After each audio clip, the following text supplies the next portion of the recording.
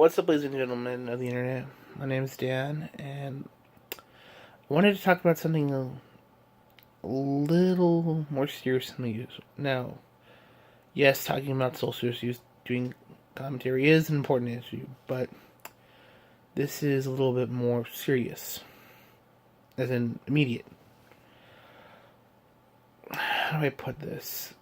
Recently, there was a death in the Skeptic community.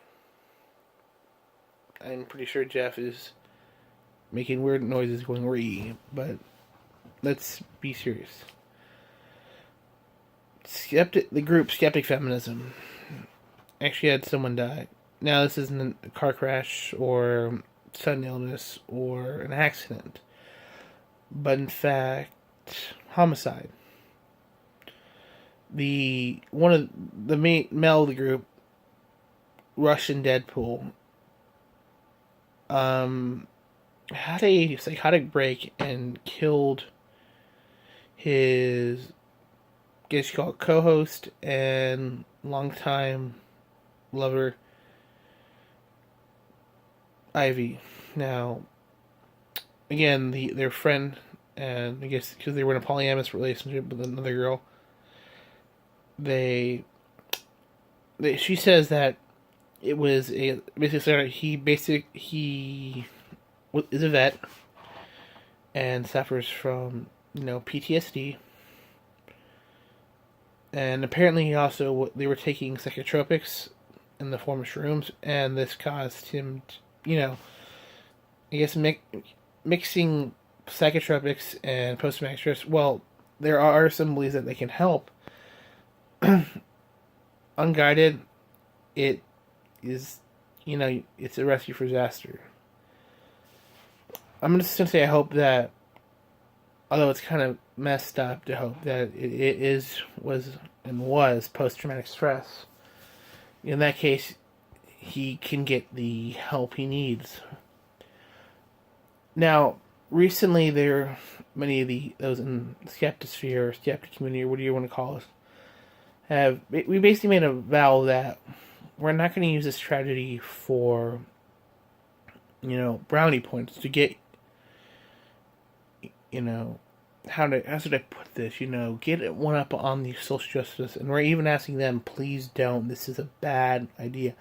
We're not going to say, you see, feminists can be violent too, and we hope they're not going to go, look, it's just misogyny, that kind of stuff.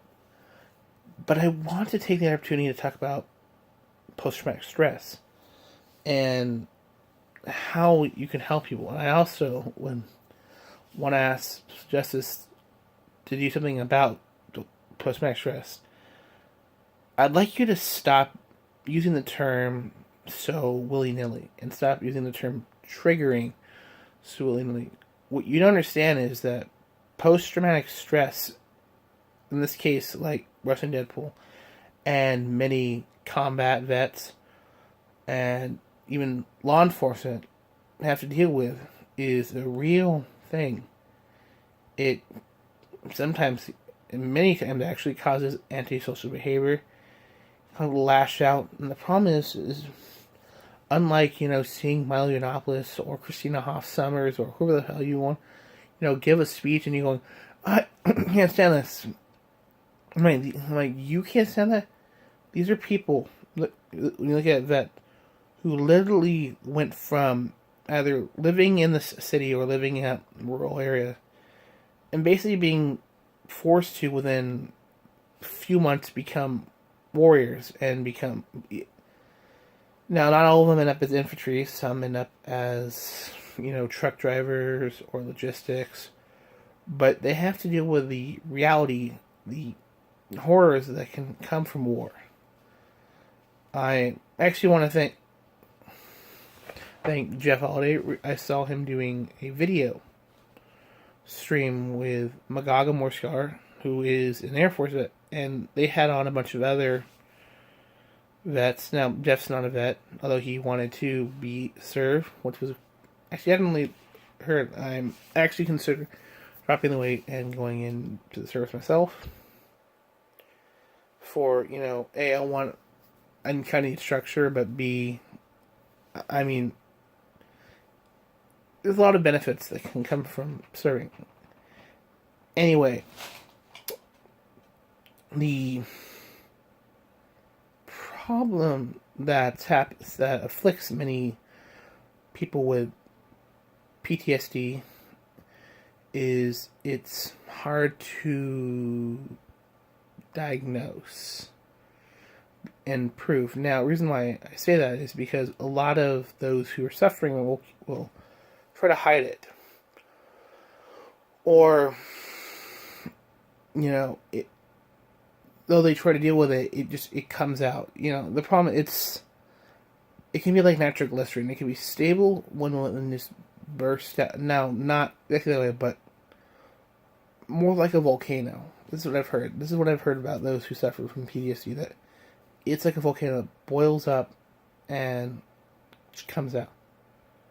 I mean, and I can understand that. I mean, again, if you go from being a farm boy or a city slicker to being in a combat zone, something's gonna snap.